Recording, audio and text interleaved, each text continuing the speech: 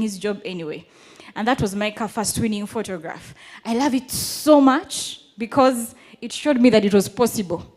And it proved to me that the process was what? The process was working. I realized, okay, if I continue doing this, it's probably going to keep working. And I couldn't wait to see where that leads me to. And then that's what I won. I got a little pin and point camera. I got a little printer. And of course, photography paper. That is what I received for my first ever award in 2017. From 2017, fast forward to 2022, I cannot count how many grants I have won.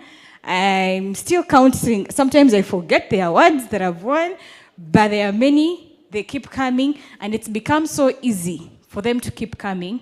Why? Because the process works. Every time you invest in yourself counts.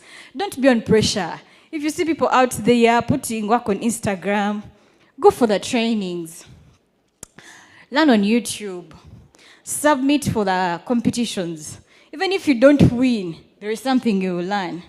Apply for portfolio reviews. UPPA does free portfolio reviews. I'm telling you, even the times you do it, and it looks like nothing changed, something has added on to you. And later on, you'll see that it was working. If you go out after today and you take pictures, and you feel like, these pictures don't look like so-and-so's pictures, next month when you take the same picture, it's going to be better than the one you took today. So the process surely works. But today we are here to talk about, have I convinced you about the process? You don't look convinced at all. Hey, but you are convinced. That's good. So today we are here to talk about using photography for covering public issues. Randomly, who can tell us what public issues are? What do you think public issues are? Anyone? Give it a try.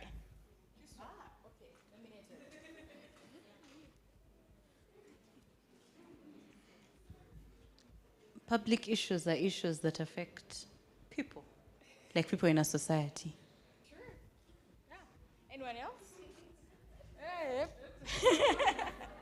Yeah, the answer is there, but yeah, that's basically it. Public issues are issues that affect all of us. And what makes photography special, especially photography as a journalist or as a communications person, is that the photography you're doing is very universal.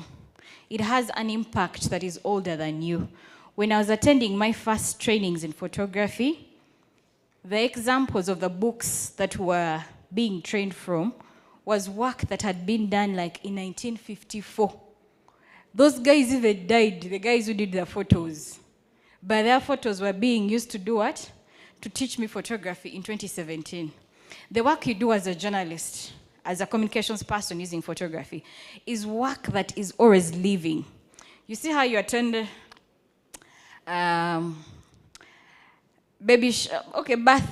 wedding photo. When you take wedding, I appreciate wedding photographers, they do a great job.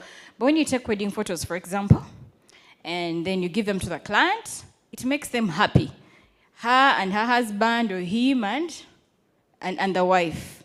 And then maybe a few visitors who come around. But it speaks to them.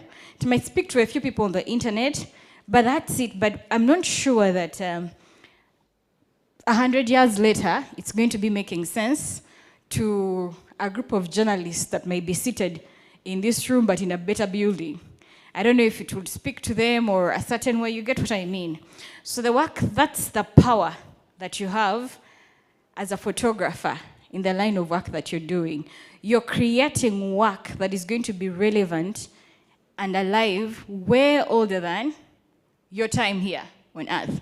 That means that, one, you're archiving truth for future generations, but also for future references. So some of the things that we could cover around public issues is that why they are called public issues is because they're universal. It means that an issue that speaks to someone in Uganda, if I photographed it, someone in Iraq might be able to relate to it. You get it? For example, if I took a wedding picture here, and maybe I don't know, someone in Indonesia might not be able to relate to the culture of of a traditional wedding in Uganda. But if it's about flooding, they might be able to relate to it. So I went ahead and listed some examples of what stories we can do under public issues. So public issues can be anywhere: economic, social, cultural, political, environmental, and nature. Just random answers. What are some of the issues you think we can cover? Let's do a quick pitching. 3 stories that we can cover under social, public issues. Social. What stories would you do if you're to do public stories in the social category? What? Do you have a second microphone? Yeah.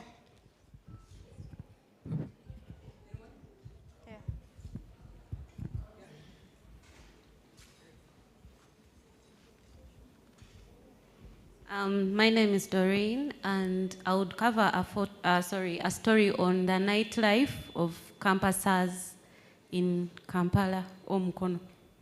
Okay. Your name again? Doreen. Doreen. Doreen says she'll do a story about nightlife of campuses in Kampala or Mukono. Let's look. Okay. Let's first finish all the pictures. Yeah. My idea would be circumcision. What season for the Imbalu and the Mbale people? Yes. Okay. Thank you. Your name? My name is Rogers. Rogers. Let's mention our names and then our pictures. Thank you. My name is Moses. I would do a story about youths and the drugs. Youth and drugs. I like Rogers' story. It falls both in social and culture. Yeah. Moses? Yes. There's some on the other hand there. My name is Patricia Nakaima. I'm from Makerere. I'll do a story about unemployment amongst the youths. Great story. Yeah.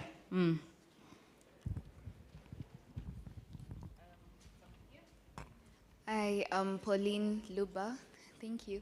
I'm from Uganda Christian University, and I would do a story on popular student startups. Nice.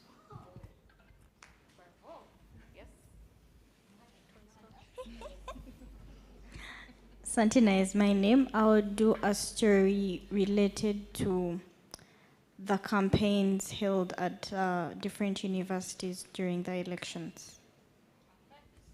One more. Last time.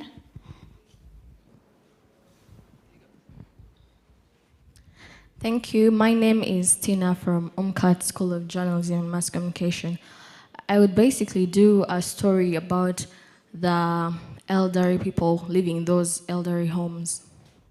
Perfect. Which elderly homes in the context of Uganda? I don't know their names, but there are some homes, now for example, in Kawempe, somewhere opposite the referral, there is an elderly home there. So I would go there and make a story about those people. Thank you. Thank you so much for sharing the story ideas. I feel like I'm preaching to the choir. Like you guys already know all the songs and all the hymns, and I'm just here for rehearsal because I love that our minds are moving at the same pace. So all the story pictures you gave are correct. But now we are going to base on the last story so that I show you what it means to cover a public issue as a storyteller and actually what makes it a public issue. Because when you say public, you're not referring just to the public of your village at home, your 30 neighbors. Public, according to our definitions, it could be in a city, a state, a country, or even global. But now, according to MCI, we are next generation journalists. It means that our stories are supposed to have impact locally, nationally, and globally. So from the last story, do you remember her pitch? Did anyone here remember her pitch? Do you remember her pitch? Don't tell me you're just looking very serious and attentive. My name is Lisa. She said she can make a story about the elderly and the elderly homes in Kawempe. Yeah. Thank you so much, Lisa. She had remembered. So Let's continue with her. Her chance is still there. She's going to save herself. From her page, what do you think makes... Your name again, please? Tina. What makes Tina's story relevant locally? What do you think makes Tina's story relevant locally in Kawempe? Because you say that home is in Kawempe. Why would people in Kawempe care about the home of the elderly? What do you think? I think because like every society has the old elderly people, so that makes it relevant. Perfect, thank you. 3 more reasons why people in Kawempe should care about the elderly homes. Where is our microphone?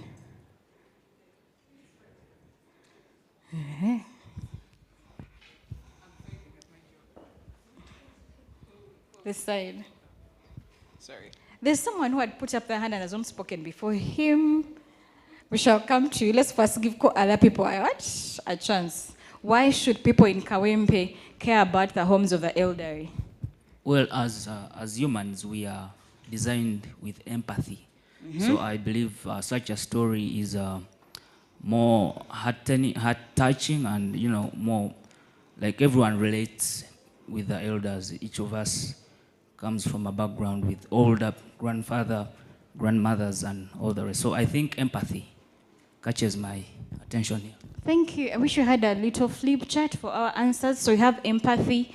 We have the fact that old people exist in all societies. Yes, please.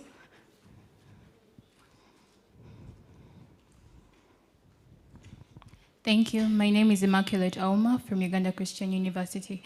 So I feel like that story would be catchy simply because however much the elderly people are there, this is a topic that people don't usually talk about that much. So it would be catchy. Thank you. Are you guys thinking about the tenets of news? Are those notes coming to your heads? Because you said you're all journalism students. She just said it's a story that is not covered so much. What tenet of news does that touch in your journalism classes? Yeah? Wanji? It's right there. Oddity. Oddity. That's so much English. I didn't study that English in 2017. Use a simpler word. Unique. Thank you. Yes, unique. And it's surreal. Are you seeing how the journalism is making sense? Okay, we have a mark. Where is our mark? So far we have oddity, please. Is oddity double D or single D? Double. Hey, you guys. Hey, mama. So we have oddity. Someone mentioned empathy. For empathy, I'm going to put in brackets, emotive.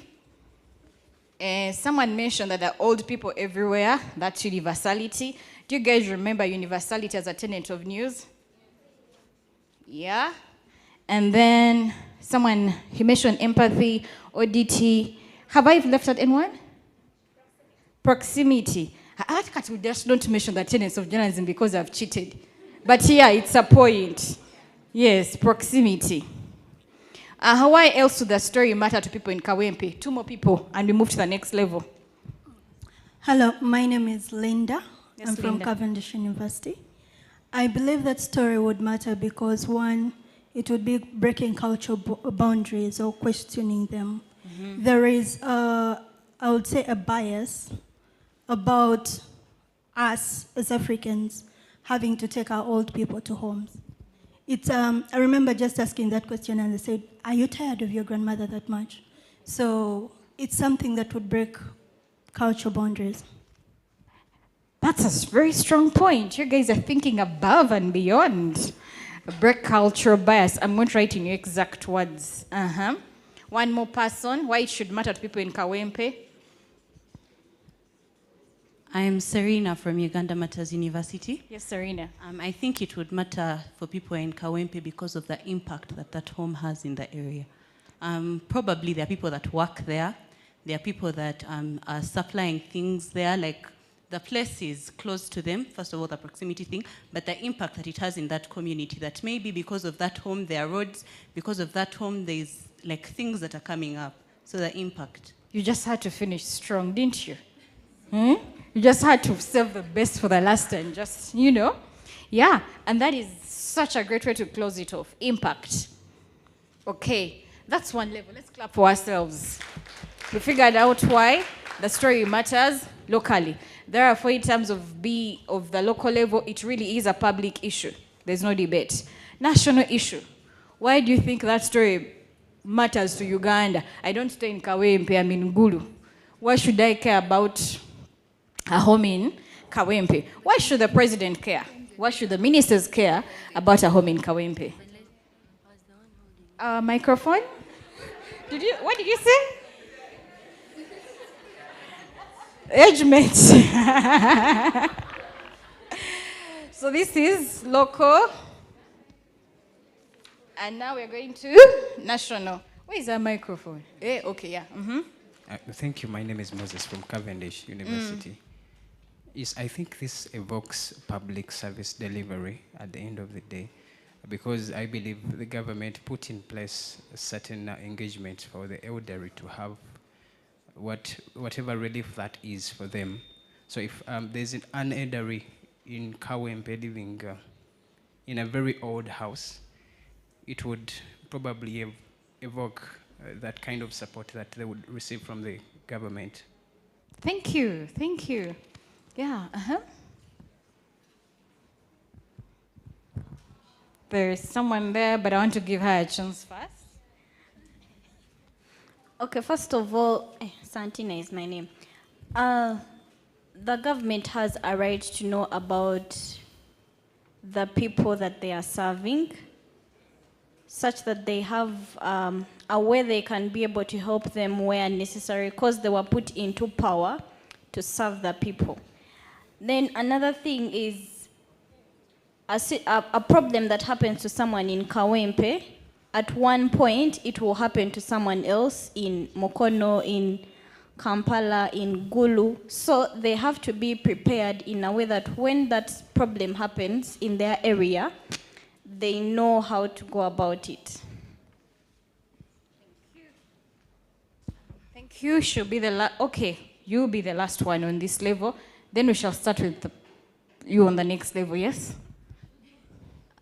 So I would think since like most elderly people have families, and some of them, let's say you may be one of a relative, you have your own family, so you don't have enough time to go back and check how somebody's doing. So sometimes these people feel isolated, and sometimes they also feel lonely. So getting a person like that and moving them from wherever they are and putting them in an elderly home. These elderly homes, some of them are like NGOs, they get support from different organizations.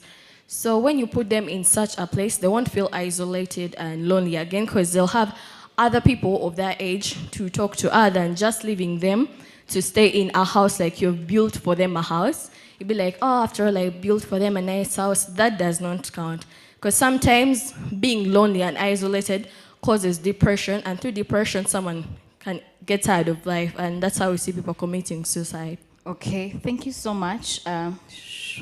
Should be the last here. Thank you so much. Immaculate Auma again, Uganda Christian University. In the first session, they looked at solution journalism. Yeah. And one of the panelists spoke about how they can replicate, because a problem shared is a problem half solved. And if these people have solutions here, then people from other communities can also borrow the same solution to the elderly. Yeah. I don't know why the guys who speak last just like finishing us with very strong points. Huh? Did you all agree before the session started? I shall keep the strong points for the last. Yes, but that is perfect. A round of applause for that. And now, are you seeing how our story is developing? So the guys who gave you other pictures and you're not using them, are you thinking through your pictures in the way we are thinking through them? And are you thinking about those pictures that maybe you made and they didn't go through? Or like a story you did and you just stayed on your Facebook? Are you starting to understand why nobody cared about it? You get it? This is how we pitch stories. Before you pitch a story, you think through it like this. Afterwards, I'm going to show you where to go to think about stories. Now when you get your story, before you pitch it, think about it in the way we are thinking about it. Because then now when you take it to an editor, for example, if you carry a story about elderly people and you take it to an editor at the BBC, it's going to have to make sense to him why his audience should care. Because his audience might be like less than 1% Kawempe people. But why should the audience of BBC care about elderly